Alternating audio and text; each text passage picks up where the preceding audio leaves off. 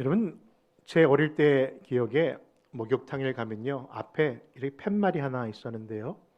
거기 보면은 소인 얼마, 대인 얼마라고 써 있던 팻말이 앞에 있었던 거. 아니, 저만 하는 거 아니죠?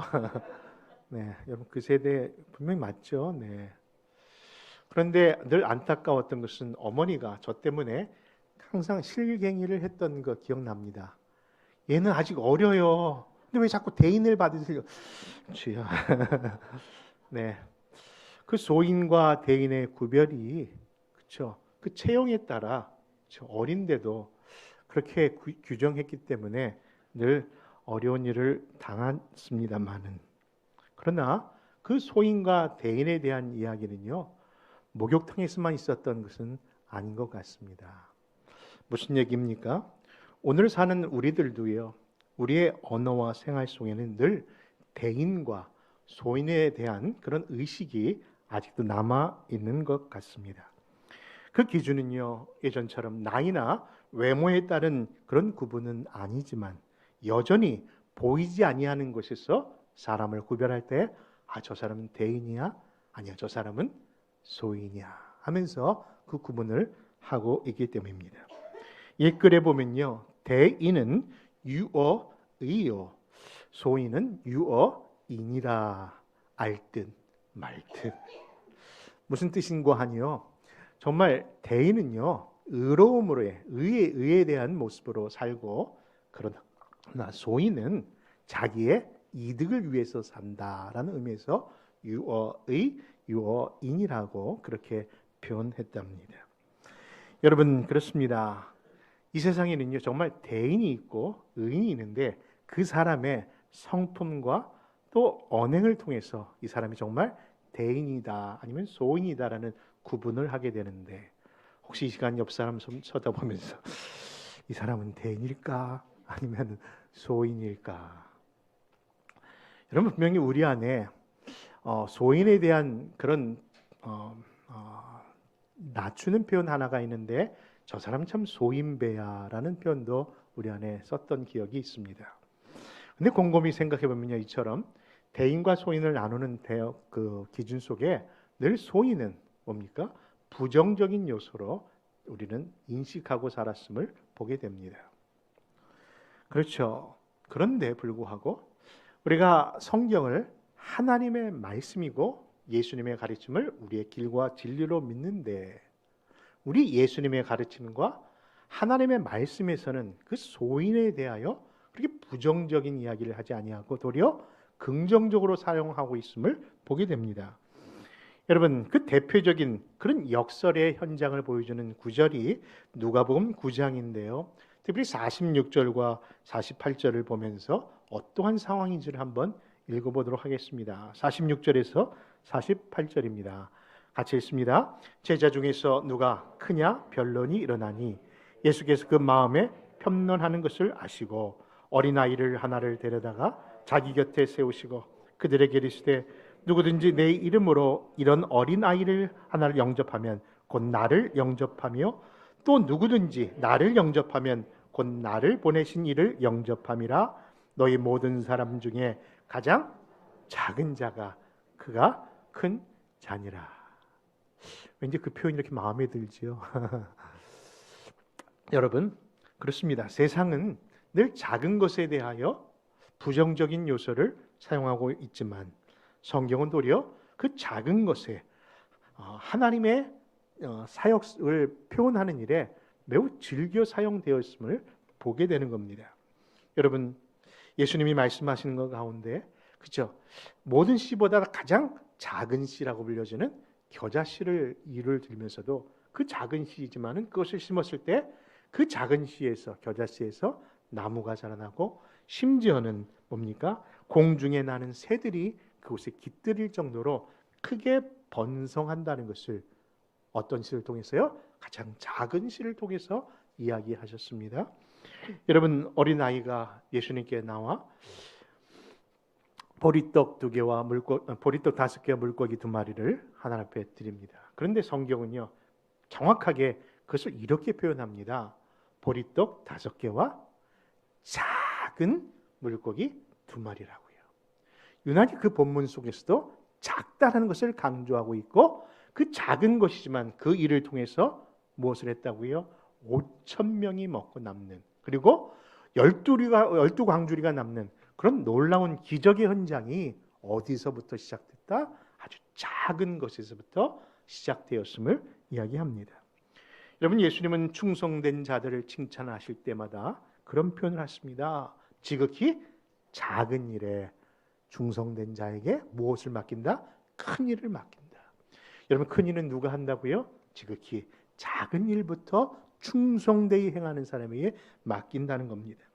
이미 우리가 살펴본 누가복음 9장에도 그런 표현이 있습니다만은, 여러분, 지극히 작은 소자 하나를 세워놓고 하늘에서 누가 크냐 할 때 누구예요? 바로 그 소자, 작은 자들을 통해서 하나님이 이처럼 관심과 사랑과 큰 역사의 계기가 그 속에서 있음을 보면서 나온 신학이 작은 자 신학이라는 것이 나올 만큼 유난히 성경에는 작은 자에 대한 말씀이 많이 나온다는 겁니다.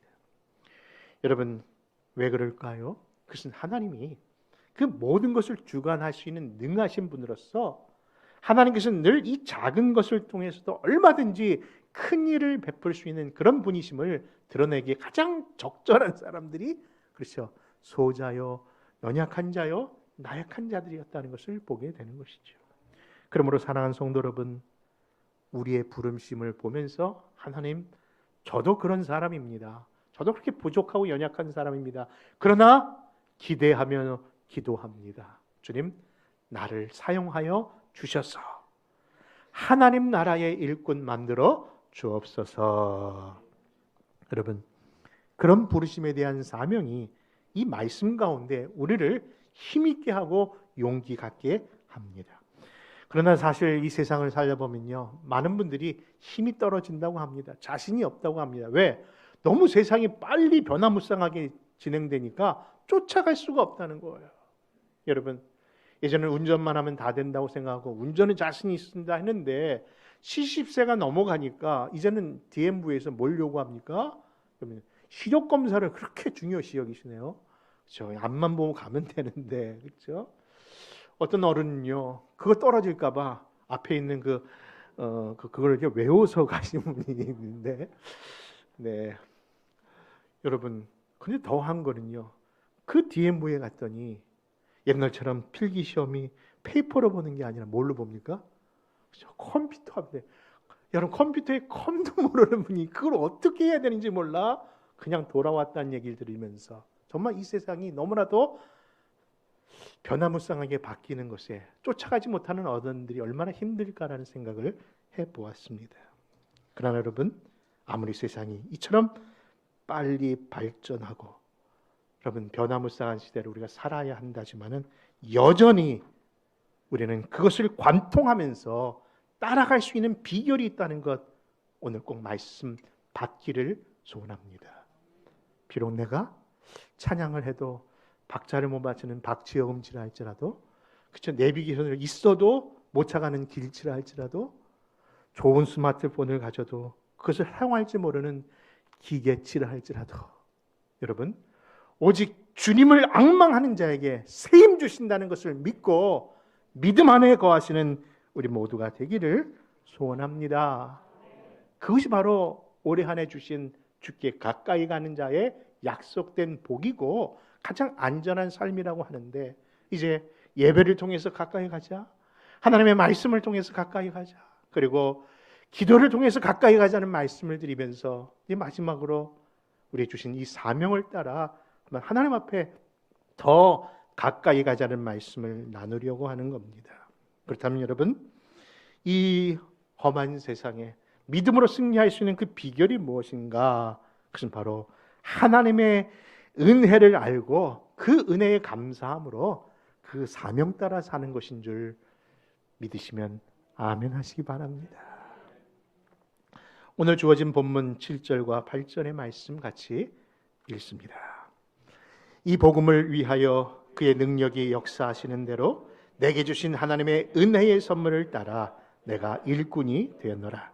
모든 성도 중에 지극히 작은 자보다 더 작은 나에게 이 은혜를 주신 것은 측량할 수 없는 그리스도의 풍성을 이방인에게 정한하게 하시고, 여러분 본문에처럼 이렇게 지극히 작은 나에게 주신 하나님의 은혜의 풍성함이 우리에게 있다는 것을 믿으시고 여러분 말씀 잘 쫓아오시기를 바랍니다.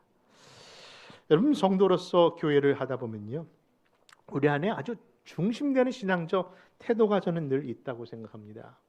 여러분 그런데 누가복음 10장에 보면요, 한 율법사가 예수님에게 나와 아주 친밀하게 대화를 하는 대화가 나오는데, 그 대화를 좀 더 깊이 보면요, 이 깊이가 보통이 아닙니다.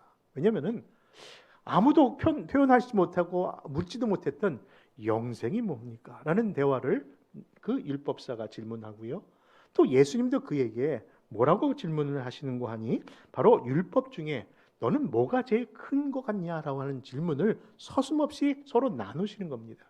그 후에는 결국 뭐예요? 내 이웃이 누구냐? 실천적인 삶에 이웃이 누군가에 대한 깊은 대화가 정말 오고 갔던 겁니다. 그런데 그런 질문 가운데 뭔가 이렇게 씁쓸함이 나누는 것은 아무리 깊은 영적 대화를 하는 것 같지만은 그 안에 순수한 모습이 없었음을 보기 때문에 그렇다는 생각이 됩니다. 여러분 저도 성경 공부를 이렇게 인도하다 보면요, 참 당혹스럽게 하는 분들이 가끔가다 있어요. 차라리 노 크레딧이 좋다고요. 아무것도 모르는 분에게 말씀 전하기 하는데 뭘 좀 안다고 하는 분들이, 그렇죠? 특별히 죄송합니다, 신학교 나오셨다고 그러는데, 신학교 보니까 딱 중퇴요. 한 학기 하고 마셨는데 섣불리 배우셔갖고요, 그렇죠? 목사님 하면서 이야기를 꺼내면은 가슴이 철렁철렁합니다. 왜냐하면은 제가 어떤 답변을 해도 마음에 안 드실 거거든요. 그분의 질문은 몰라서, 알고 싶어서, 배워서 하는 질문이 아니라 뭐예요? 자기가 이 정도 안다는 것을, 그렇죠? 나타내고 싶어하는 그런 그 모습이 있기 때문에 참 대답하기도 곤란하고 모른다고 얘기하기도 그렇고 그런 어려움을 당할 때가 있습니다. 제가 이 말씀을 드리는 것은 바로 예수님께서 이 율법사회의 대화 속에서 그 모습을 나타낸 겁니다. 여러분 생각해 보십시오. 예수님께 나온 율법사가 어떠한 태도였습니까? 그것을 성경은 이렇게 통찰하며 표현합니다. 자기를 옳게 보이려고 예수께 여짜오되. 그렇죠? 예수를 향해 물었던 질문이요, 자기가 어떤 사람인 것을 나타내려고 했던 질문이었다는 거예요.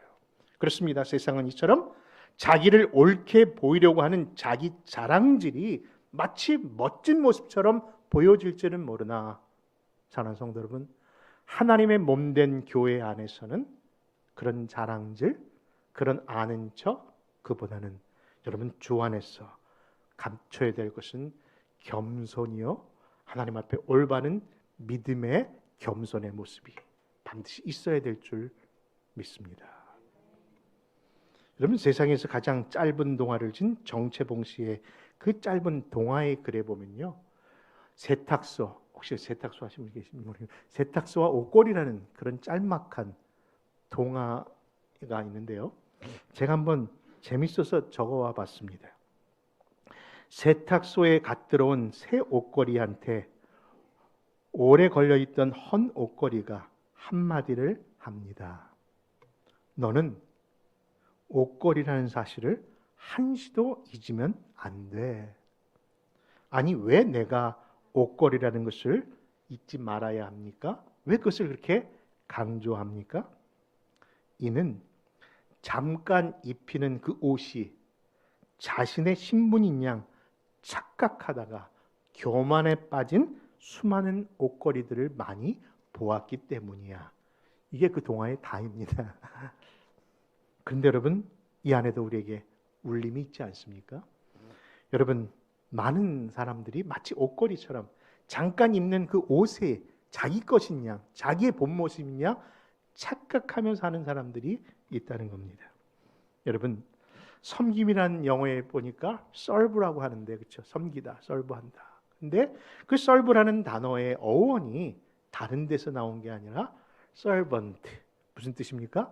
종이란 단어에서 나왔더라고요. 그래서 그런가요?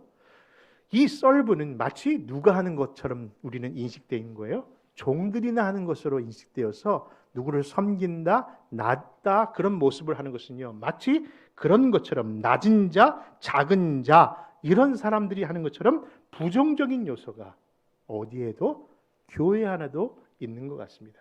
그래서 섬기는 일, 낮은 자리에서 뭘 낮춰야 되는 일, 그런 일을 하면은 아유 그런 애들이나 시키세요. 젊은 사람이나. 여러분, 그 섬김의 왕으로 오신 분 혹시 누군지 아십니까? 여러분, 우리 주 예수 그리스도이십니다. 여러분, 그분이 이 땅에 오셨을 때 섬김의 종으로 오셨고 그 섬김의 모습을 마지막 십자가 안에서 최후의 왕이신 그님께서 이렇게까지 나타내셨습니다. 그 본문이 빌립보서 2장 6절과 7절이 아닙니까? 같이 한번 읽습니다. 시작. 그는 근본 하나님의 본체시나 하나님과 동등됨을 취할 것을 여기지 아니하시고 오히려 자기를 비어 종의 형체를 가져 사람들과 같이 되었고 사람의 모양으로 나타나셨음에 자기를 낮추시고 죽기까지 복종하셨으니 곧 십자가에 죽으심이라. 여러분, 그런 예수님을 모시고 사는 교회에서 그런가요? 이 교회 안은 참 신기합니다. 아주 신비합니다. 왜냐고요? 그것은 교회 안에서는 이처럼 자기 자랑질, 자기 척하는 사람들이 머무는 곳은요, 이상하게, 그렇죠? 세상에서는 그런 사람들 박수 받고 칭찬받을 수 있으나 이 하나님의 몸된 교회 안에서는요, 그런 사람들이 싹 지나가면요, 뭔 냄새야? 쾌쾌한 마음이, 그렇죠? 우리가 일부러 그러는 것은 아닌데 진짜 편치 아니하는 그런 마음이 든다는 것이 아마 우리 안에 다 생각될 겁니다. 그런데 반해서 도리어 자신을 낮추고 겸손하게 말을 하거나 행동하는 사람들이 머무는 곳에는요, 이 앞에 있는 발렌타인스데이 맞춰서 만든 꽃처럼, 그렇죠? 이 장미향처럼 정말 그 향기가 나오는데 저는 그 향기가 다른 것이 아니라 예수의 향기인 줄 믿습니다. 여러분, 정말 그렇지 않습니까? 정말 겸손하고 낮아지면서 섬기는 그런 분들이 오고 가는은요, 정말 그 마음속에 풍요함과 따뜻함이 풍겨지는 겁니다. 여러분, 그렇습니다. 그런 의미에서 우리 모든 성도들이 그런 그리스도의 향기가 넘쳐나는, 그래서 마르다와 말다의 그 나사로의 가정처럼 예수 향기 날리는 그런 복된 가정 되시기를 소원합니다. 여러분, 이처럼 자기를 낮추고 겸손하게 섬긴 그런 사람들이 있는가 하면요, 여러분 민수기 16장에 보면요, 그 섬김을 저버린 사람들이 나오는데요, 그들은 다른 것이 아니라 레위 증손이요 고라 자손인데 그들이 자신 자손들끼리 당을 지면서 모세와 아론을 향하여 거슬려 총회 앞에 그렇게 불만과 불평을 내세우며 대적했던 그런 인물이 그들입니다. 근데 그들의 불만은 다른 것이 아니라 왜 우리가 더 수고해야 하냐는 그런 불만이었습니다. 그들은 사실 다른 제사장처럼 레위인이요 제사장 계열인데, 다른 제사장, 다른 레위인들 보면 아주 멋진 예봇을 입고, 그렇죠? 아주 그냥 은혜스럽게 그 성전에서 봉양만 하면 되는데 왜 자기들은 맨날 무거운 걸 하는 그런 일꾼으로만 쓰느냐에 대한 불만을 나타낸 겁니다. 그렇죠. 그들의 사역은 이 천막을 옮기는 그런 일을 했었거든요. 그런데 그들의 불만과 불평이 얼마나 지나쳤는지 이것을 누가 보셨냐면 하나님이 드셨고, 그 모세와 아론과 그 총회했던 그 불만이 결국 하나님께 한 것으로 결국 하나님 받아들이시고 그들을 어떻게 합니까? 하나님의 불 가운데, 진노 가운데 땅이 갈라져서 그들을 삼키는 역사를 당하게 됩니다. 여러분, 불만과 불평은 절대 교회 안에서 행하면 안 되는 줄 믿습니다. 도리어 그럴 때 뭐 하자고요? 기도해 주면은 하나님이 일하신다니까요. 하나님이 깨닫게 하신다니까요. 누굴 위해서 말씀드립니까? 그를 위해서 말씀드립니다. 여러분, 그래서 그런가요? 시편 중에 보면요, 이 고라의 자손들이 지은 시가 있습니다. 그렇죠? 그 가운데 그것을 경험했던 그 자손들이 시를 썼는데 그 시가 우리가 너무 잘 아는 시예요. 어떤 시인지 한번 같이 찾아서 읽어보겠습니다. 시편 84편입니다. 그 중에 10절의 말씀을 한번 읽겠는데 같이 한 목소리로 읽습니다. 시작.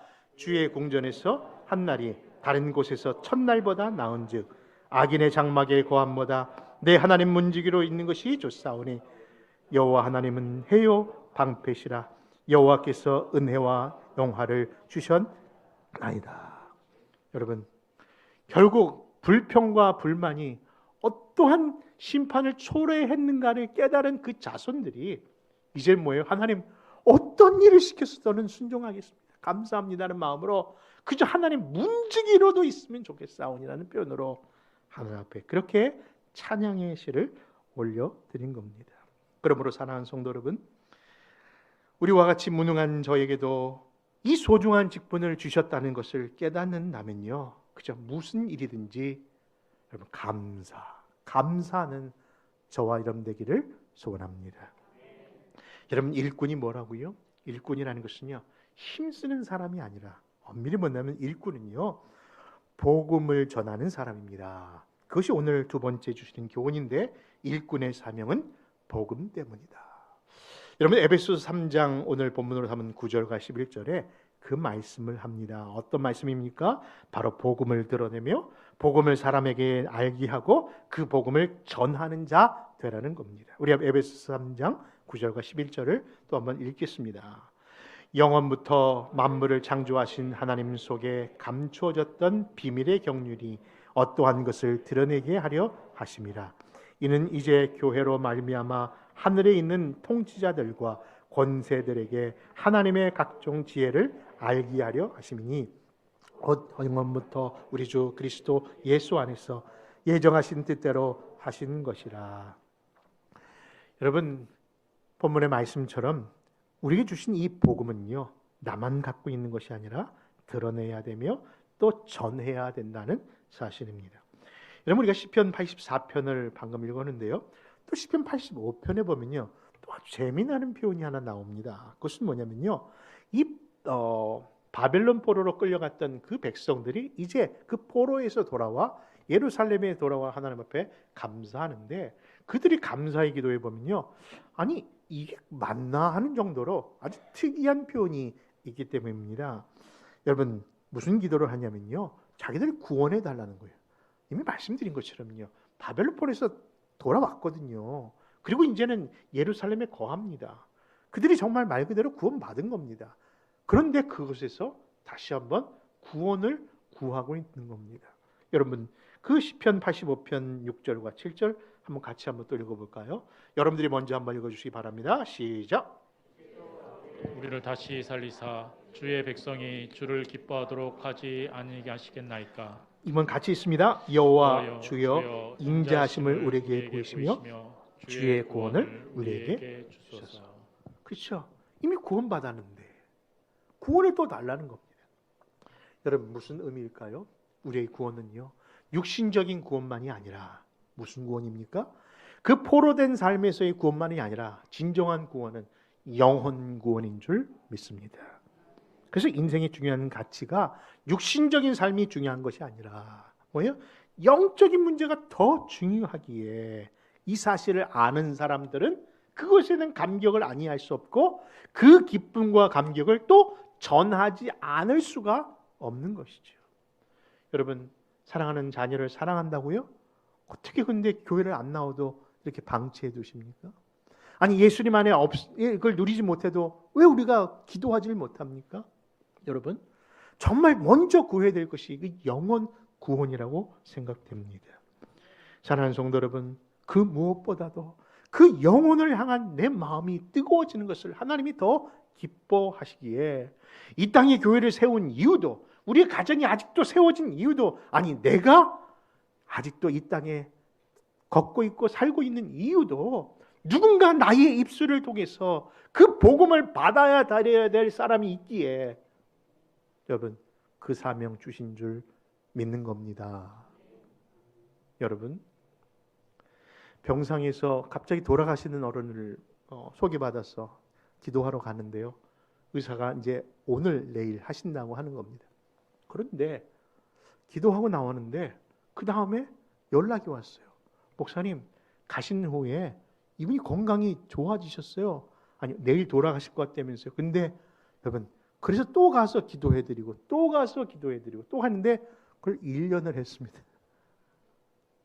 좀 신기하지 않습니까? 그런데 왜 그렇게 했는가? 그의 영혼을 정말 하나님께서 반드시 구원받게 하시기 위하여 붙여주신 거더라고요. 사랑하는 성도 여러분, 그 어떤 사역보다도 얼마나 행복했는지. 새벽 2시에도 목사님 좀 와주세요 하면은 갔습니다. 여보, 지금 몇 시인데 그냥 내일 가면 안 되라는 그런 가족들의 만류도 있었지만은 그 영혼이 찾기에 기쁜 마음으로 갔던 그 길이 얼마나 도려 행복했었는지.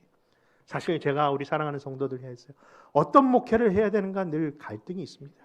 우리 사랑하는 우리 젊은 집사님들, 장로님들, 젊은 청년들이 정말 부흥하고 성장하는 것도 해야겠지만 또 한편에 저에게 맡겨진 사명은요, 이제 연로하시는 어른들 진짜 구원의 확신을 가지고 주님 앞에 설 것이 있는지 그것 제대로 해드리는 것이 목회자의 할 일이기에 늘 어른들을 향하여 마지막 인생이 복된 인생 되게 해달라고 기도하고 있고요. 인생이 짐이 되는 삶이 아니라 자녀들에게 힘이 되는 모습 보여주기 위하여 자신의 신앙을 확실히 드러내고 제발 돌아가십시오. 나중에 우리 엄마가, 우리 아빠가 진짜 예수 믿었었나? 그 고민 속에 빠지지 아니하도록 사랑하는 성도 여러분, 우리 어른들 그것이 진정한 유산인 줄 저는 믿습니다. 그렇습니다. 여러분, 그래서 우리 교회가 올해부터 매달 금요일 마지막 주를 미션 나잇으로 정하고요. 우리가 섬기는 그 12곳 선교지를, 그리고 특별히 그 선교사님과 선교지를 향하여 기도로, 물질로 같이 섬기도록 그래서 우리가 하고 있는데, 이 모든 것이 정말 교회가 할 일이고 우리 가정이 할 일이고 내가 할 일이기에, 그리고 그분들을 격려하기 위해서라도 그 일을 하려고 하는데, 사랑하는 성도 여러분 잘 따라와 주시기를 부탁드립니다. 여러분, 그렇습니다. 이제 이 사명을 따라 주께 가까이 가는 것이 저는 복되다는 것이죠. 그리고 마지막으로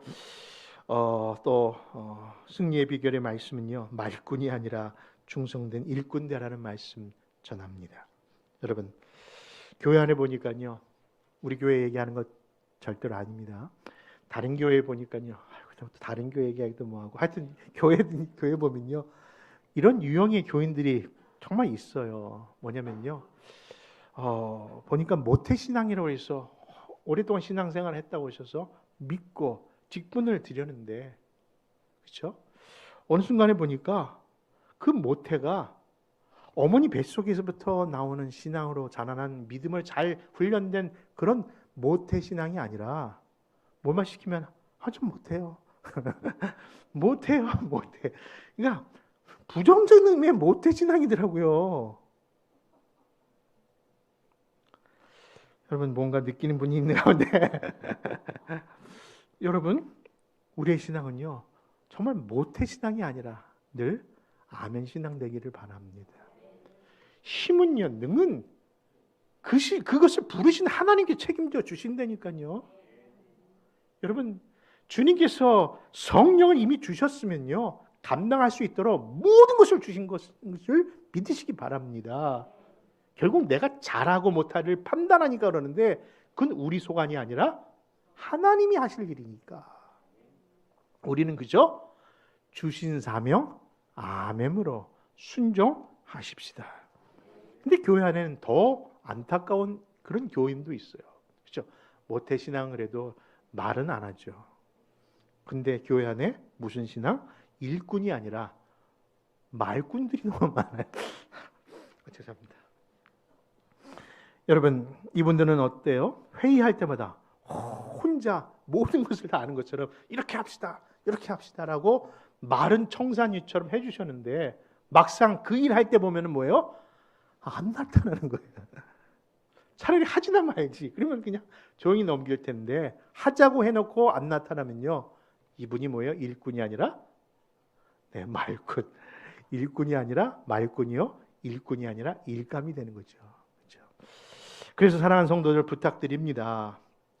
여러분들 정말 과거에 내가 그런 신앙이 있었다 할지라도, 그렇죠? 사실 우리가 그런 사람들 아닙니까? 그렇다 할지라도 이제는 하나님께 가까이 가는 삶을 살겠다고 그래도 기도하면서 마음대로 다짐해 봤다면, 사랑하는 성도 여러분, 이제는 그런 말꾼, 그런 모태오 신앙이 아니라 충성된 일꾼 되겠습니다. 이 다짐이 우리 안에 울려지기를 소원합니다.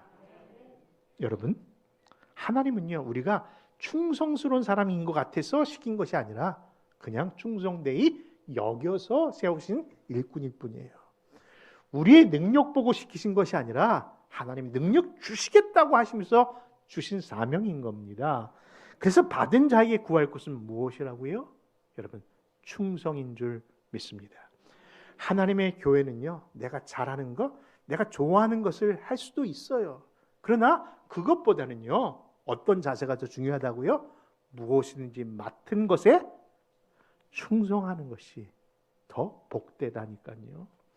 그러므로 사랑하는 성도 여러분, 고린도서 4장 2절 말씀 같이 한번 읽어볼까요? 같이 있습니다. 사람이 마땅히 우리를 그리스도의 일꾼이요 하나님의 비밀을 맡은 자로 여길지어다. 그리고 맡은 자들에게 구할 것은 충성이니라. 여러분, 신비한 물고기를 하나 발견했습니다. 코이라고 하는 잉어인데요. 코이 한번 찾아보세요. 코이라는 잉어라는 물고기인데요. 이 잉어는 참 신비하게도 공간에 따라, 자기가 머무는 곳에 따라 그 사이즈가 자꾸 달라진답니다. 작은 어항에서 키우면요, 그냥 5cm에서 8cm 정도, 10cm도 안 된 조그마한 물고기에 불과한데, 이것을 좀 큰 연못에게 해놓으면요, 그것이 15cm, 25cm까지 이렇게 또 자라난대요. 근데 더 놀라운 사실은요, 저 큰 강물에 띄워버리면요, 1m가 넘는 그 물고기로 그렇게 성장한답니다. 사랑하는 성도 여러분, 우리가 그렇게 돼야 되지 않을까요? 하나님 앞에, 그렇죠?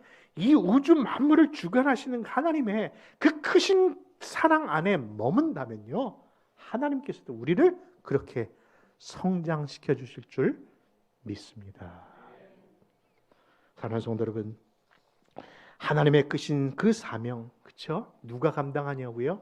저같이 연약하고 작은 자이지만은 그 자를 통해서 마치 오병이어의 기적처럼, 마치 겨자씨와 같은 작은 씨에서 나무를 깃드는 그런 나무처럼 하나님이 하실 줄 믿고 오늘도 이 믿음의 길 순종하며 충성하는 우리 모두 되시기를 주님의 이름으로 축원합니다.